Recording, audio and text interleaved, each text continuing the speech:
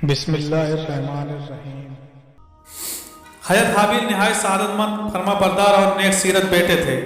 उन्हीं औसाफ हमीदा की बदौलत हज़रत आदम अलैहिस्सलाम की तमाम उम्मीदों का मरकज हज़रत हाबिल बन चुके थे। हज़रत आदम को यकीन था कि मेरी नस्ल को राह रास्त पर रखने और अल्लाह के दीन को आगे बढ़ाने में यही बेटा मेरा माउन होगा।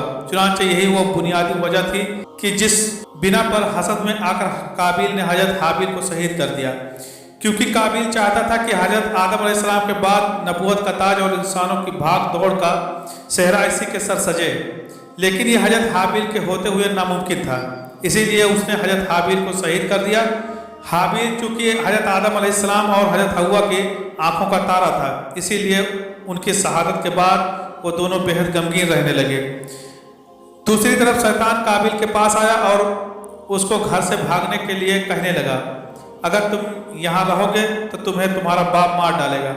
बस इसी कत्ल के डर से काबिल अपनी बीवी को लेकर यमन की पहाड़ियों में जा बसा। असल में शैतान को यही डर था कि कहीं काबिल तौबा करके हज़रत आदम का ताबेदार बेटा न बन जाए। पहाड़ियों में जाकर नस्ल काबिल खूब बढ़ने लगी और वहाँ इसकी कसीर औलाद हुई। काबिल और उसकी औलाद ने ही सबसे पहले आतिश परस्ती और फिर शैतान के बहकावे में आकर बुत परस्ती शुरू कर दी। दुनिया में कत्ल व गारत, हसद व फसाद और बुत परस्ती की बुनियाद काबिल ही ने रखी। हज़रत अब्दुल्लाह बिन मसूद रज़ियल्लाहु तआला अन्हु से रवायत है कि हुजूर नबी करीम सल्लल्लाहु अलैहि वसल्लम ने फरमाया, दुनिया में जब भी कोई जुल्म से कत्ल होता है तो उसका एक गुनाह हज़रत आदम अलैहिस्सलाम के बेटे काबिल की गर्दन पर जरूर होता है, इसलिए कि ये वो शख्स है जिसने जालमाना कत्ल की इब्तिदा की और ये नापाक तरीका जारी की। दूसरी तरफ हज़रत हाबिल की शहादत के बाद हज़रत आदम गमगीन रहते। उन्हें अपने जानसीन को खोने का बहुत दुख था। हज़रत आदम अलैहिस्सलाम और हज़रत हव्वा अक्सर बैठकर घंटों आंसू बहाया करते थे। फिर एक दिन अल्लाह पाक से हज़रत आदम अलैहिस्सलाम ने यूँ दुआ फरमाई, ऐ अल्लाह पाक, मुझे ऐसी पाक औलाद अता फरमा जो दीन को फैलाने में मेरी मदद करे और मेरे बाद भी तेरे नाम को और तेरे पैगाम को दुनिया में फैला दे। मुझे नेक और सालेह जानसीन अता फरमा दे।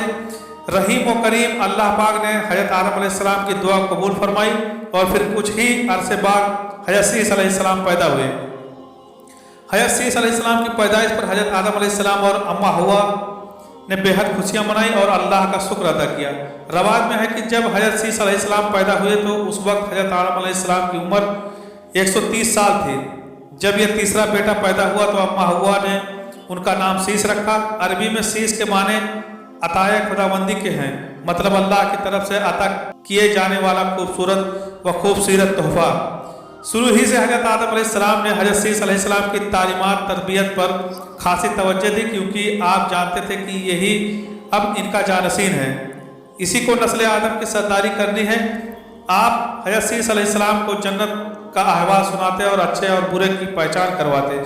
जो हज़रत शीस अलैहिस्सलाम बड़े होते गए, उनकी पोशीदा सलाहतें और वालिदैन की तालीम और तरबियत रंग लाती रही।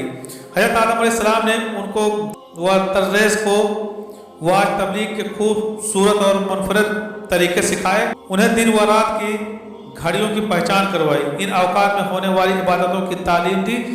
इसके अलावा तूफ़ान नूह के बारे में भी आगाह किया, जो कुछ अरसा बाद आना था। हज़रत आदम अलैहिस्सलाम और हज़रत हव्वा को हज़रत शीस अलैहिस्सलाम से बड़ी उम्मीद थी, जिसकी बड़ी वजह यह थी कि उनका एक बेटा कत्ल हो गया और दूसरा शैतान का पैरोकार बनकर कुफ्र के रास्ते पर चल निकला था। अब अल्लाह के दीन को आगे फैलाने और शैतान के सर का मुकाबला करने के लिए हज़रत आदम अलैहिस्सलाम के बाद हज़रत शीस अलैहिस्सलाम ही थे। 960 बरस की उम्र में हज़रत आदम अलैहिस्सलाम वफात पा गए और नस्ल इंसानी की भाग दौड़ हज़रत शीस अलैहिस्सलाम के कंधों पर आ गई। हज़रत आदम अलैहिस्सलाम की वफात के बाद अल्लाह पाक हज़रत शीस अलैहिस्सलाम को नबूवत के दर्जे पर फाइज कर दिया। चुनांचे आप हज़रत आदम अलैहिस्सलाम के बाद दूसरे नबी थे। हज़रत शीस अलैहिस्सलाम को अल्लाह पाक ने कसीर औलाद से नवाजा और वो सारे बड़े फर्माबरदार थे। अल्लाह ताला ने कुल 4 किताबें और 100 सहीफे अपने पैगम्बरों पर नाजिल किए, लेकिन हैरानकुन बात यह है कि इन 100 में से 50 सहीफे हज़रत शीस अलैहिस्सलाम पर उतरे। इसके अलावा वो बहुत सारी हदीस पाक में हुजूर सल्लल्लाहु ताला अलैहि वसल्लम ने हज़रत सीस अलैहिस्सलाम की नबूवत का जिक्र किया। हज़रत सीस अलैहिस्सलाम पूरी उम्र अपनी आल औलाद की तरबियत में लगे रहे। इनको यही डर था कि कहीं मेरी औलाद भी मेरे भाई की तरह शैतान की पैरोकार न बन जाए। आखिरी उम्र में हज़रत सीस अलैहिस्सलाम ने गोसा नसीनी इख्तियार कर ली और आपकी औलाद आपके काम को बढ़ाती रही। दूसरी तरफ काबिल की नस्ल इस कदर बेबाक हो गई कि वो हज़रत सीस अलैहिस्सलाम की आल औलाद पर हमला आवर होते और अनाज वगैरह लूट कर ले जाते। दुनिया की पहली जंग भी इन्हीं दो नस्लों के दरमियान हुई। जंग की वजह यह थी कि काबिल अपने बेटे की शादी हज़रत सीस अलैहिस्सलाम की बेटी से करना चाहता था, लेकिन हज़रत सीस अलैहिस्सलाम उस शादी के सख्त खिलाफ थे। और वैसे भी हज़रत आदम अलैहिस्सलाम ने वफ़ात के वक्त हज़रत सीस अलैहिस्सलाम को नसीहत की थी, ऐ मेरे जानसीन मेरे बाद तकवा इख्तियार करना और अपनी नस्ल को काबिल से पाक रखना।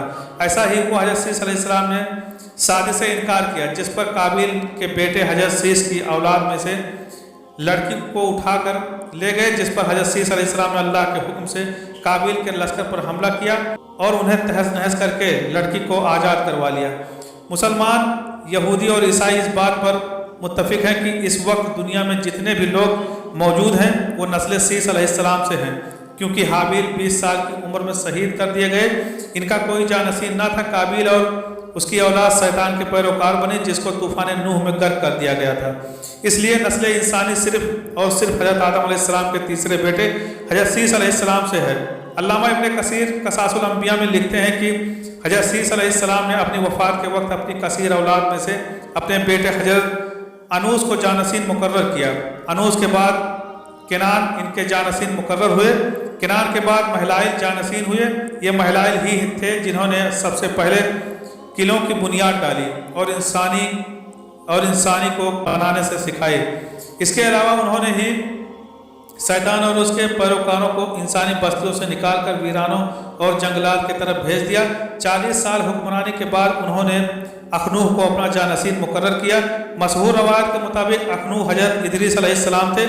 हज़रत सीस अलैहिस्सलाम की वफ़ात 912 साल की उम्र में हुई। मुख्तलिफ रवायत में 3 मुकामात दर्ज हैं कि जहाँ उनका मजार मुबारक है। नंबर 1 गज्जा, नंबर 2 इराक का शहर मोसल, नंबर 3 अयोध्या भारत। अब इन तीनों कब्रों में हज़रत सीस अलैहिस्सलाम की असल कब्र कौन सी है, यह तो अल्लाह ही बेहतर जानता है। वल्लाहु आलम सवाब। आमीन सुम्मा आमीन।